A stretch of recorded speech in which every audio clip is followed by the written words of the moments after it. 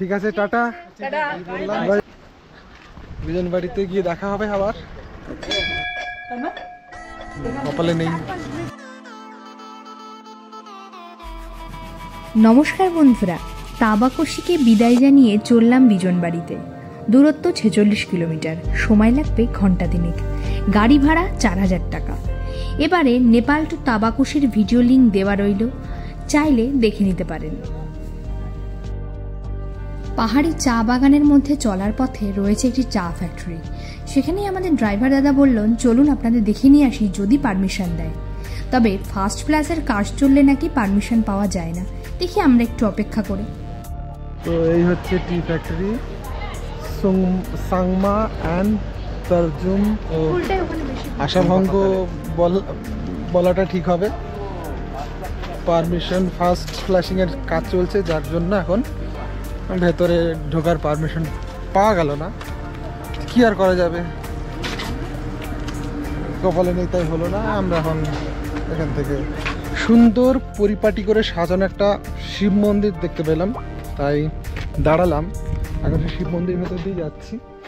সুন্দর করে সাজানো আছে গাছ দিয়ে, একদম পরিপাটি করে সাজানো, যাকে বলে না, এই সেই পরিপাটি করে সাজানো। আর এই হলো সিঁড়ি। যাওয়ার পথেই এক পাহাড়ের চূড়াতে রয়েছে অপূর্ব মোহময়ী নির্জনতায় মোড়া এই শিব মন্দিরটি। স্থানীয়রা এই মন্দিরকে ভীষণ জাগ্রত মনে করেন এবং বিশেষ দিনে সকলে এখানে একত্রিত হন। নিমেষেই মনটা অনাবিল শান্তিতে ভরে গেল। যেমন সুন্দরের চারপাশের প্রকৃতি, তেমনি মোহময়ী দূরের পাহাড়। পর্বত শিখরে বসে আছেন স্বয়ং মহাদেব, মাতা পার্বতী। মন্দিরে আসবো, মহাদেবের দর্শন করবো না, তাই হয়।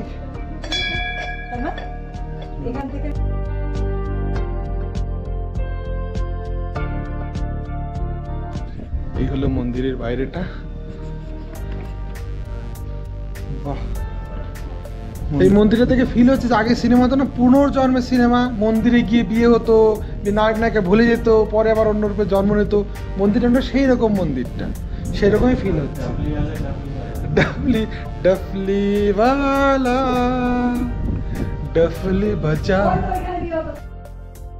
সৌন্দর্যতার সাথে সাথে সবচেয়ে বেশি যা মন কাড়ে তা হলো পাহাড় জুড়ে এই ফুলের রাজ্য। রং বেরঙের নানান ফুলে ভরে আছে পাহাড়টুকুনি।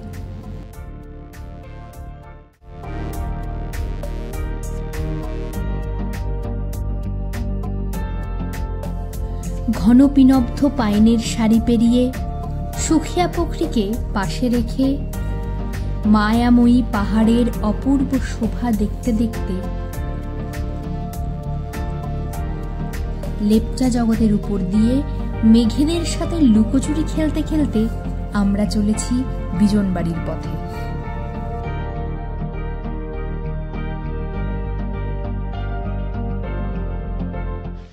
এখানে একটা ফলস আছে, নাম হচ্ছে হিমা ফলস। তো দেখি ফলস। আর এখানে জয় বজরংবলী ঘুরে বেড়াচ্ছে। এই যে জয় বজরংবলী বাড়ির মধ্যে ঢুকে গেছে।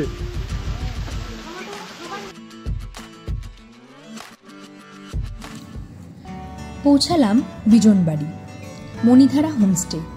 তাবাকশি হোমস্টে থেকে বিজনবাড়ির এই মণিধারা হোমস্টেকে বলে রেখেছিল। খুব সুন্দর বাঁশের তৈরি ভিনটেজ হোমস্টে, বিছানাপত্র সবই সুন্দর গোছানো, রয়েছে কমোড এবং গিজার। স্বামী স্ত্রী মিলে হোমস্টেটি চালায়। তবে আশেপাশেও রয়েছে কয়েকটি হোমস্টে। আমাদের পাশের যে হোমস্টেটি তাতে রয়েছে একটি সুইমিং পুল, কিন্তু এই হোমস্টের বাতাবরণ অনেক বেশি সুন্দর। 1500 টাকা জন প্রতি ফুডিং ও লজিং। হোমস্টেগুলির ফোন নাম্বার ডেসক্রিপশন বক্সে দিয়ে দিলাম, দেখে নিতে পারেন।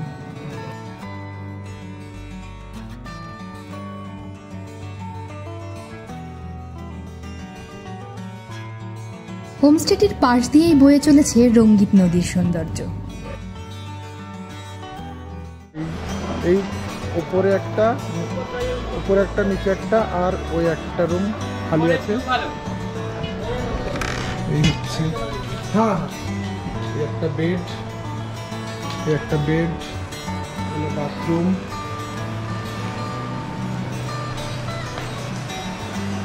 गीजर नहीं है। এই বাইরেটা একদমই নদী নদী। যাই হোক, ব্লু রিভার হোমস্টেতে থাকা হচ্ছে না কারণ গিজার নেই, আর গিজার একটা মেজর ফ্যাক্টর, কারণ এখানে চান করতে গেলে গিজার তো লাগবেই। বলছে গরম জল করে দেবে, কিন্তু তার গ্যারান্টি কোথায়? যা হাওয়া, গরম জল কতখানি করতে পারবে তারও ঠিক নেই। ঢোকার আগে হয়তো বললো করে দেবো, ঢোকার পরে তো ঠিক আছে 10 মিনিট পরে 15 মিনিট পরে, তো ওয়েট করবে কে? আগেরটাতেই ঠিক করা হলো, ব্লু রিভার ক্যান্সেল শুধুমাত্র গিজারের জন্য। আগে থেকে খবর দিয়ে আসা হয়েছিল, কনফার্ম না করলেও ওরা আমাদের লাঞ্চ রেডি করে ফেলেছে, তো সেটা তো হতে দেওয়া যায় না না। আমাদের জন্য কি ইনভেস্ট করে ফেললো, আমরা এখন ডিনাই করলে তো হবে না। এটা জানতাম না, এটা জানলে আমরা ওটা দেখতেই যেতাম না, পরে জানলাম। তো সব মিলিয়ে সব দিক দিয়ে বিবেচনা করে মণিধারা ইন, ব্লু রিভার আউট। তো এখন হলো লাঞ্চ টাইম, লাঞ্চ করবো, লাঞ্চ রেডি, লাঞ্চ করব। লাঞ্চের টেবিলে দেখা হচ্ছে, এখানে বসে এখন লাঞ্চ হবে। না না, গরম ভাত পড়লো, আদিস আদিস না।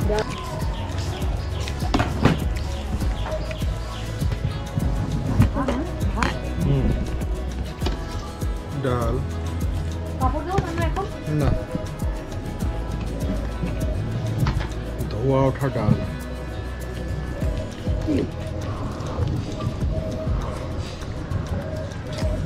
লেবু আছে, দাও তো।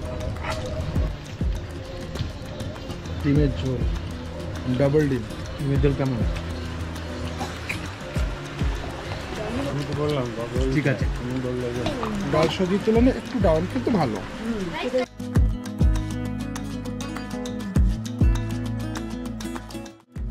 এখানে চা বিক্রি হচ্ছে,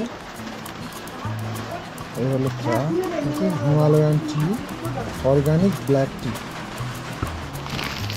প্রাইস এখানে লেখা নেই। এটা হচ্ছে টাইপ অফ একটা museum, cassette, base, mobile, sorry telephone, radio, চিন, মানে সব পুরোনো জিনিসগুলো এখানে রাখা আছে।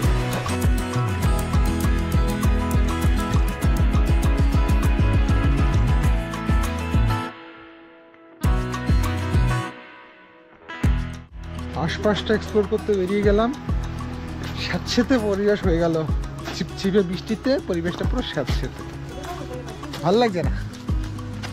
এটা মোটেও অফবিটের আওতায় পড়ে কি? এত ঘিঞ্জি ঘরে অফবিটে এত ঘিঞ্জি হয়, এত বাড়ি ঘর।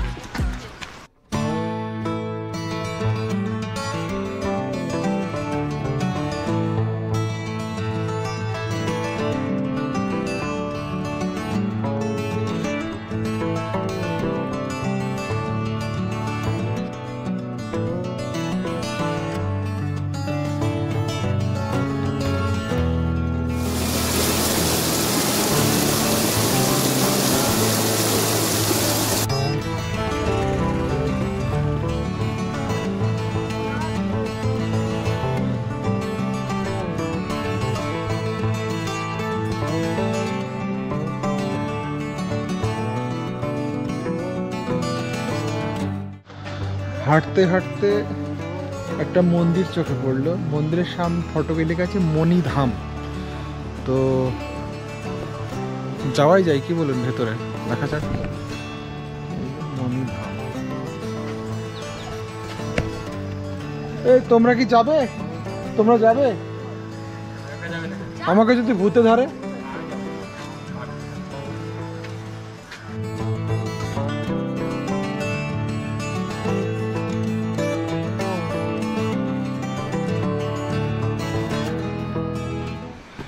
এই যে মন্দিরটা, হ্যাঁ অবশ্যই, এই যে মন্দির, এটা মনে হচ্ছে শিব মন্দির, কারণ এখানে নন্দীজি বসে আছে। অন্ধকার কিছু দেখাও যায় না, কিন্তু এটা শিব মন্দির। ভেতর দিয়ে এই রাস্তা থেকে যাওয়া, ওখানে একটা শিবলিঙ্গ আছে। কিছু যখন ভেতর যখন ঢোকা গেল না, চলে যাই, চলো বেরিয়ে যাই।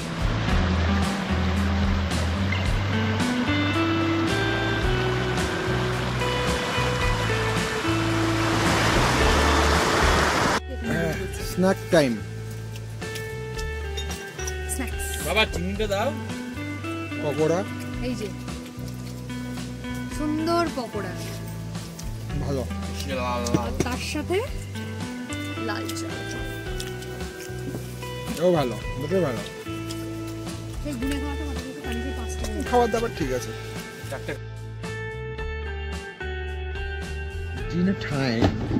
রাতের খাবার ফুলকপি আলুর তরকারি, আমার সব খেয়ে নিয়েছে সেই জন্য। কাঁচা লঙ্কা পেঁয়াজ আছে। লঙ্কা খেয়ে দেখি। না, রাতে খাবো, রাতে খাবো। কেন? রাতে খাই না। এদিকে তোলো এটা।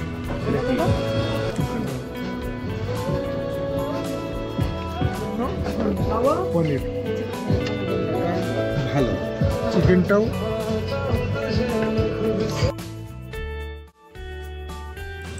পরদিন সকাল বিজনবাড়িতে আমাদের ব্রেকফাস্টে দিয়েছিল গরম গরম ফুলকো লুচি আর মটরের ঘুগনি। তবে রুটির অপশানও রয়েছে যারা লুচি খেতে চান না। মণিধারার যেটা সবচেয়ে ভালো সেটা হলো এর খাবার দাবার। এর সব খাবারই ভীষণ টেস্টি।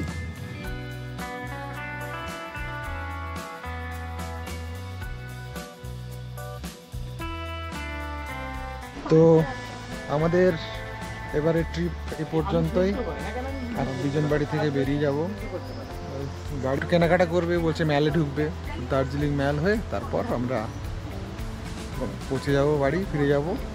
তো সঙ্গে থাকুন, একসাথে ভিডিওগুলো সব দেখার জন্য, এতদিন ধরে দেখলেন তার জন্য ধন্যবাদ। আর আগামীতে আরও নতুন নতুন ভিডিও আসতে চলেছে, সেগুলো দেখার আমন্ত্রণ রইল। ভালো থাকবেন।